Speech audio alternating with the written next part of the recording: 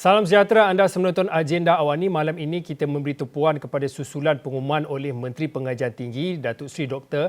Noraini Ahmad. Ini berkaitan dengan pengoperasian semula IPT secara berperingkat bermula 15 Oktober depan. Dan ini sudah tentu kita melihat kepada cabaran yang perlu dihadapi kerana pandemik COVID-19 telah pun menyebabkan sebahagian besar keseluruhan pelajar IPT, jumlahnya 1.2 juta pelajar yang mana mereka terpaksa melalui satu perjalanan proses PDP, iaitu pengajaran dan pembelajaran secara dalam talian dalam tempoh yang cukup panjang, iaitu selama 3 semester berturut-turut. Jadi malam ini kita ingin memberi tumpuan kepada bagaimana boleh kita fahami senario semasa dan juga menggambarkan ketahanan tahap psikologi dan juga ketahanan mental bagi pelajar-pelajar ini. Dan juga malam ini kita ingin memberi tumpuan kepada melihat kepada persediaan, persiapsiagaan pengoperasian semula IPT ini, cabaran dan juga hala tuju secara keseluruhannya kelestarian kualiti pendidikan negara. Jadi pada malam ini saya ingin bersama dengan yang berbahagia Puan Zainab Ahmad. Puan Zainab adalah Ketua Pengarah Jabatan Pendidikan Politeknik dan Kolej Komuniti Kementerian Pengajian Tinggi. Assalamualaikum Puan. Waalaikumsalam warahmatullahi wabarakatuh. Terima kasih kerana bersama kami pada waktu ini. Tetapi sebelum kita nak bercakap tentang pengoperasian semula, nanti juga saya akan bertanyakan sedikit tentang vaksin untuk pelajar-pelajar IPT ini. Tetapi sebagai permulaannya, minta sedikitlah respon Puan berkaitan dengan pengumuman oleh Menteri KPT sendiri berkaitan dengan pengoperasian semula bagi IPT bermula ataupun akan bermula pada 15 Oktober. Adakah ini satu langkah ataupun satu tindakan yang tepat pada waktunya, Puan? Okey, terima kasih. Terlebih dahulu saya ingin mengucapkan berbanyak-banyak terima kasih kepada pihak Astro Awani kerana menjemput saya pada malam ini untuk kita menerokalah dari segi aspek persediaan dan sebagainya. Jadi saya bagi mewakili jabatan saya, Jabatan Pendidikan Politeknik dan Kolej Komuniti, amat-amat menyambut baiklah pengumuman yang telah dibuat oleh Yang Berhormat Menteri Pengajian Tinggi Datuk Seri Dr. Noraini Ahmad beberapa hari yang lepas bagi pembukaan semula institusi yang mana bermula 15 Oktober secara berperingkat. Pihak kami sebenarnya dari segi institusi TVET memang menunggu-nunggu pengumuman ini kerana kami merasakan bahawa pelajar-pelajar kami memang wajar kembali untuk menyambung pengajian yang mana sekarang ini dah seperti yang tadi Encik Fauzi maklumkan, dah lebih kurang 3 semester mereka tidak berada di kampus. Maknanya mereka membuat pembelajaran secara online. Jadi dah tiba masanya mereka kembali ke kampus dan yang paling saya merasakan sangat sesuai masa yang Menteri bagi pengumuman beliau sebulan sebelum tempoh kembali berperingkat tu. Sebulan tu saya kira masa yang sangat penting untuk persediaan mental, persediaan emosi dan persediaan fizikal pelajar-pelajar ni. Terutamanya mental setting ni kena ada. Nak balik belajar bersama rakan-rakan. Itu saya kira satu persediaan sangat penting bagi mereka. Kemudian emosi. Emosi mesti ada seronok, perasaan seronok untuk kembali belajar dan persediaan fizikal pada saya ialah apakah kelengkapan, apakah peralatan yang kita kena ada kembali. Kalau dulu tak letak kat mana kan, dan sekarang kita nak balik kampus, kena cari balik benda tu. So all the excitement to come back to campus to learn together with your friends. Saya mulakan begitu dulu Cik Fauzi. Puan, mungkin boleh dikongsikan pada waktu ini apa persediaan dan juga siap siaga bagi khususnya warga tenaga pengajar ataupun staf bukan akademik bagi khususnya bagi politeknik dan juga kolej komuniti apabila kehadiran ataupun kemasukan pelajar-pelajar secara berperingkat 15 Oktober ini. Puan kata dalam tempoh sebulan ini adalah satu waktu yang cukup bagi pelajar-pelajar untuk bersedia dalam tahap ataupun daripada sudut kita melihat kepada psikologi dan juga emosi mereka. Tetapi untuk warga ataupun staf, adakah tempoh satu bulan ini sudah cukup memadai untuk kembali membuka pintu untuk melihat kepada PDP secara bersemuka ini? Saya rasa masanya memang sesuai untuk kedua-dua pihak, yang nak datang dan yang menyambut kedatangan. Kerana kami sebagai institusi pendidikan yang secara berpusat. Jabatan saya, Jabatan Pendidikan Politeknik Kolej Komuniti ni mempunyai 36 politeknik dan 104 college committee. Jadi kami perlu menyelaras. So tempoh sebulan ni kita nak gunakan supaya semua institusi kita bersedia, bukan sahaja dari segi orang kata infrastruktur, peralatan di bengkel, dan bagaimana asrama kita, tapi macam Cik Fauzi maklumkan tadi, persediaan pensyarah-pensyarah kita ni untuk kembali bersedia menerima pelajar dengan norma baru di mana kita punya bengkel peralatan kalau dulu boleh dikongsi. Sekarang bagaimana kita nak sesuaikan supaya peralatan itu secara individu dan adanya penjarakan fizikal, tetapi kita punya pembelajaran bersemuka ini dikembalikan. Seiring dengan itu, pembelajaran online kita tetap bagi, Cik Fauzi. Kita akan melakukan pembelajaran hybrid. Jadi persediaan untuk membuat semua adjustment dalam sistem pendidikan kita memang perlu dilakukan, dan tempoh ini saya rasa memang sangat penting untuk tenaga pengajar juga pihak pengurusan institusi memulakan gerak langkah mereka. Puan, mungkin boleh sedikit penjelasan berkaitan dengan Puan tadi menyebutkan tentang proses PDP juga akan terus dilaksanakan secara hybrid, maknanya akan ada secara bersemuka dan juga akan ada secara atas talian ataupun meneruskan apa yang dilangsungkan selama 3 semester berturut-turut sebelum ini. Mungkin pada waktu ini, kalau kita bercakap tentang college community dan juga politeknik ini, sudah tentu jurusan dan juga program akademiknya berbeza sedikitlah dengan IPT-IPT yang lain. Mungkin boleh dikongsikan khususnya berkaitan dengan pelajar politeknik dan college community yang kita melihat kita menjurus kepada pelajar-pelajar TVET ini, mungkin apa sebenarnya cabaran apabila mereka sebelum ini melalui ataupun menjalani proses PDP, pengajaran dan juga pembelajaran dalam talian, sebelum untuk mereka nanti 15 Oktober ni terpaksa mereka dibenarkan kembali masuk ataupun melalui PDP secara bersemuka. Mungkin perbezaan ini mungkin boleh dikongsikan bagaimana mereka nak menyesuaikan diri, sebab dah 3 semester mereka dah melalui pembelajaran atas talian, kini dibenarkan kembali secara bersemuka ataupun secara fizikal pembelajarannya. Mungkin boleh dikongsikan sedikit cabaran sebelum dan mungkin persediaan mereka. Ya, okey. Saya rasa Cik Fauzi, umum sedia maklum, TVET ini dia mesti ada praktikal ataupun teori dan mesti ada amali. Okey, kebanyakan daripada pembelajaran yang boleh dilakukan secara dalam talian adalah pembelajaran teori. Sedangkan katakan dalam TVET ini, pensyarah sepatutnya memberi tunjuk ajar bagaimana cara yang terbaik untuk melakukan satu kerja. Pensyarah juga selain daripada tunjuk ajar itu, dia membetulkan dan dia menggunakan peralatan yang betul. Kerana TVET ni kalau kita tak guna peralatan yang betul, nanti lain jadinya. Ya? So bila semua pembelajaran itu secara online, jadi pensyarah tak dapat nak menunjuk ajar kaedah yang betul sehingga pelajar tu dapat mahirkan diri. Dan selain daripada itu, penilaian. Kita kalau online, pelajar tunjuk dah siap, macam bakar kek, dah siap. Adakah kita nak bagi markah penuh 100% contohnya kan? Jadi kita harusnya dalam TVET ni menilai mereka tu proses kerjanya dan juga produk hasilnya. Jadi itu sebab kembali ke kampus tu sangat penting, kerana aspek penilaian itu harus dilakukan secara bersemuka. Jadi untuk TVET, online learning ini atau pembelajaran dalam talian ni, dia ada hadnya. Tak semua mata pelajaran atau subjek boleh selesai secara online. Itu sebab mereka kena kembali ke kampus, dan dalam prioriti kami membuat kembali secara berfasa tu, kami dahulukan pelajar-pelajar yang akan tamat pengajian. Kita nak pastikan dia punya amali, praktikal dia, hands-on dia tu mantap dan dia dapat kemahiran. Dan keduanya, pelajar-pelajar kami yang akan pergi ke latihan industri. Kerana di industri mereka akan mengamalkan apa yang dah dibelajar dalam institusi, dan kita mahu hubungan dengan industri ini kekal. Kita tidak mahu industri mengatakan, standard pelajar you dah menurun lah.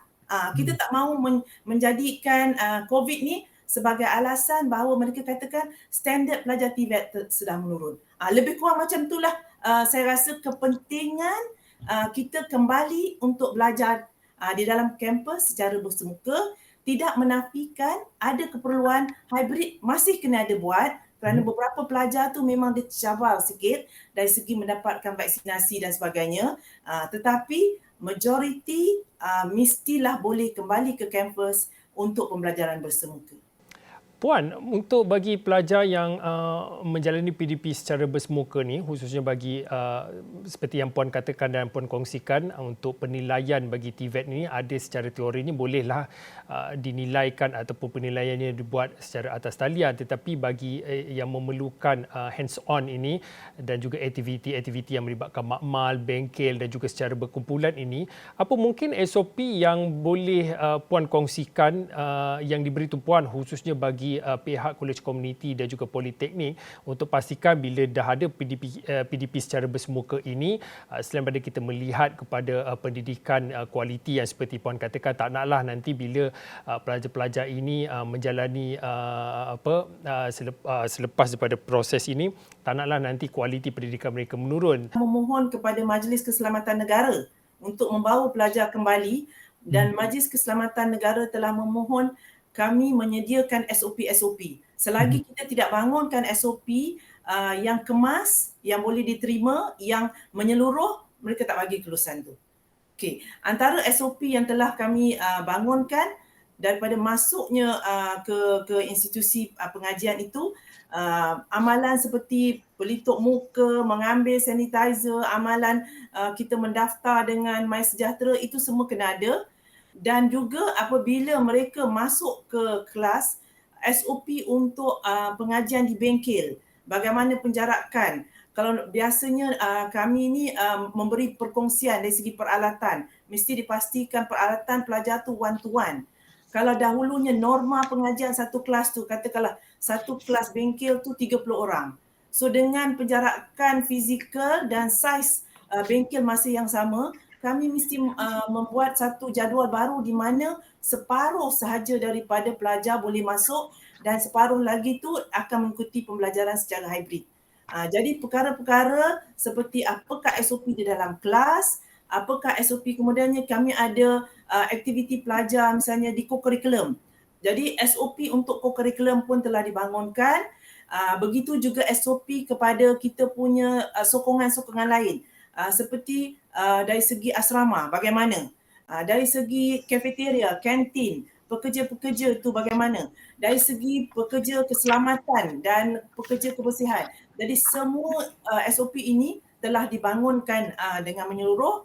Jadi adalah sangat penting semua institusi kami dilibat urus selepas ini dalam masa tempoh sebulan ini supaya mereka memahami semua SOP ini, dikuatkuasakan bermulanya 15 Oktober tersebut.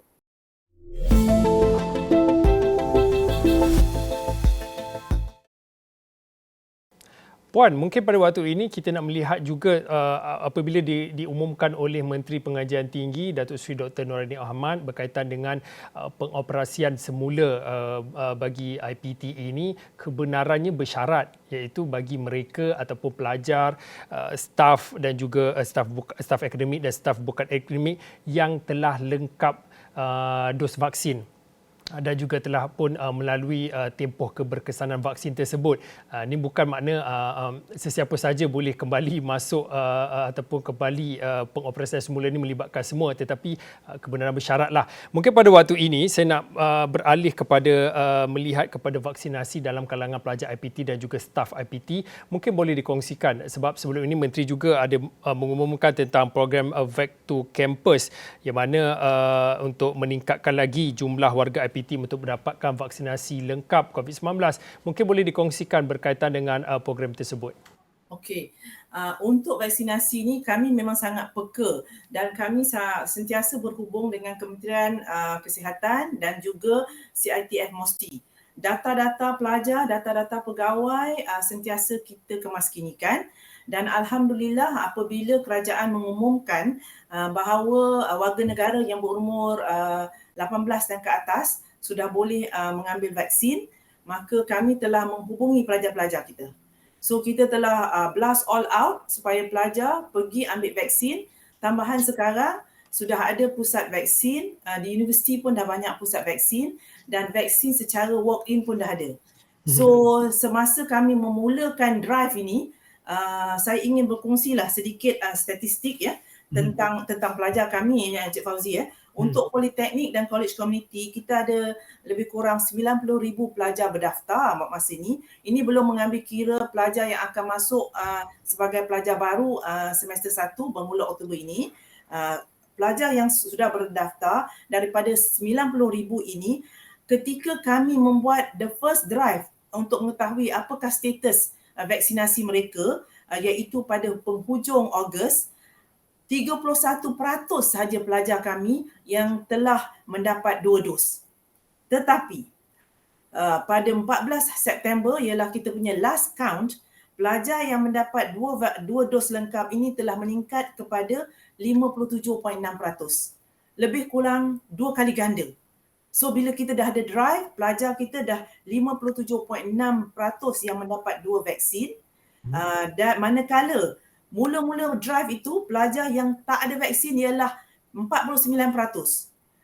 Dan sekarang kita telah menurunkan yang belum vaksin telah turun kepada 24% saja. So saya menganggarkan di antara 75% hingga 80% pelajar kita akan lengkap 2 vaksin dan bersedia untuk kembali ke kampus.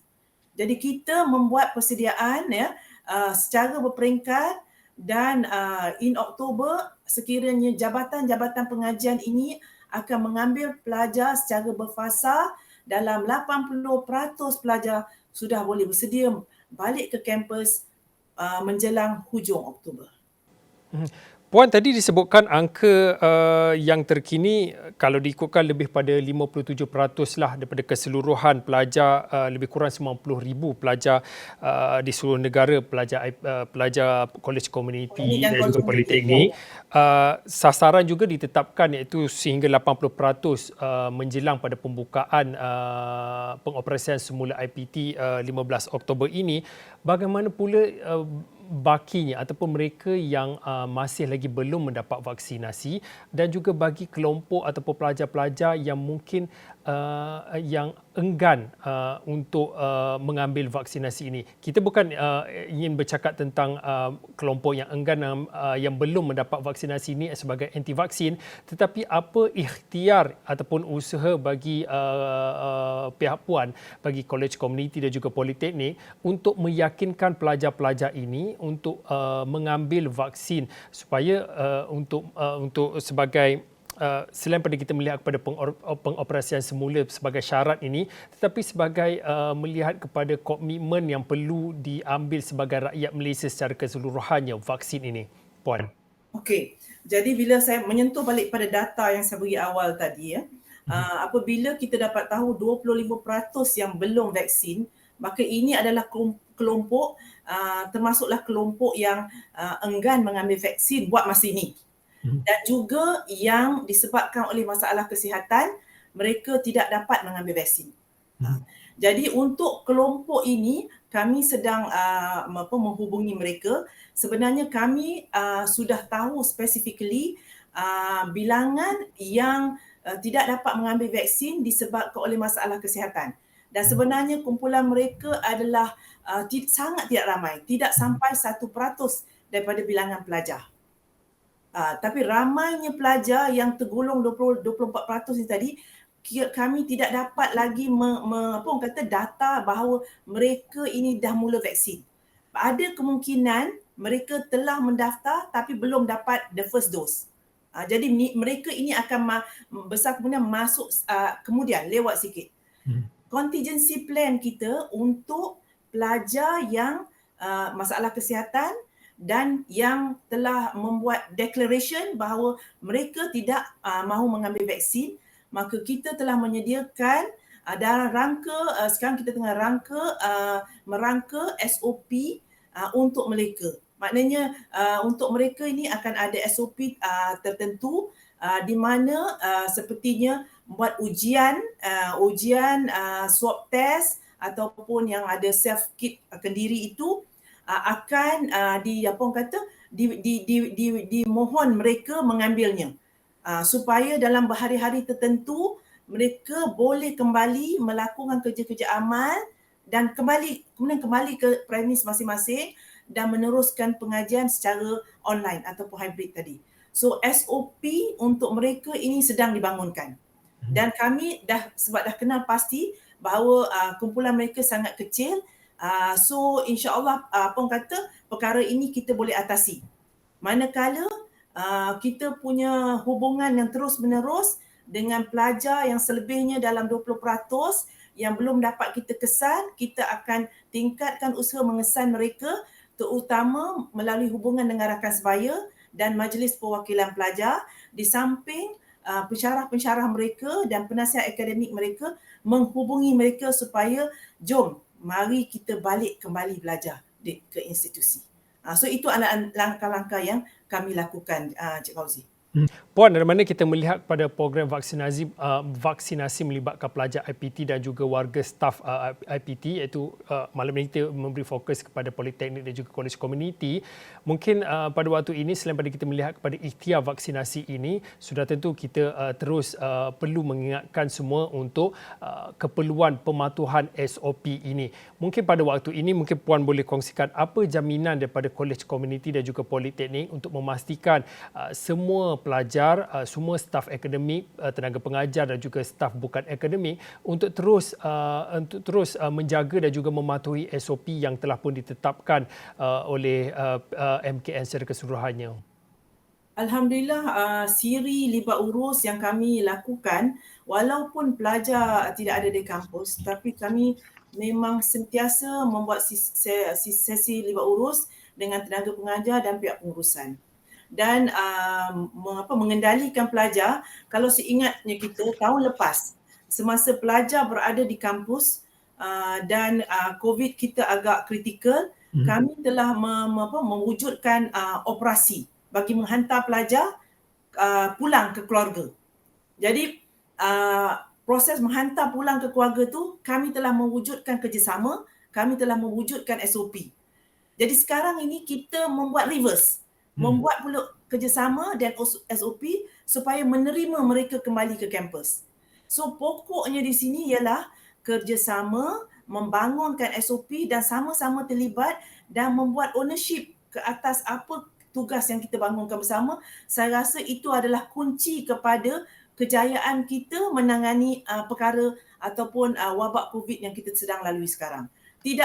Saya rasa tidak ada satu jaminan yang katakan bahawa kita foolproof dalam tindakan kita, tetapi apabila kita bekerjasama dan semua pegawai yang terlibat mengambil peranan mereka masing-masing. Kami mempunyai pegawai yang ditugaskan orang kata lebih kurang 9 to 11 jugalah kerana sampai kelewat malam untuk menjaga bilik gerakan, menerima panggilan-panggilan daripada pelajar, menerima panggilan daripada ibu bapa yang risau. Jadi tackling emosi ibu bapa dan pelajar ini juga satu perkara yang kita ambil berat. Di samping itu, kami juga mempunyai pegawai kaunseling, juga membangunkan program-program intervensi untuk anti-stress, mental preparation. Jadi ini adalah orang kata bantuan sokongan yang kita beri di samping kita membuat pelaksanaan SOP. Jadi itu antara saya kira Cik Fauzi collective effort institusi untuk menyediakan kita semua, bukan pelajar saja tapi pegawai-pegawai kami pun yang dah lama bekerja dari rumah, kami pun perlu reorientate mereka untuk kembali bertugas dalam norma baru.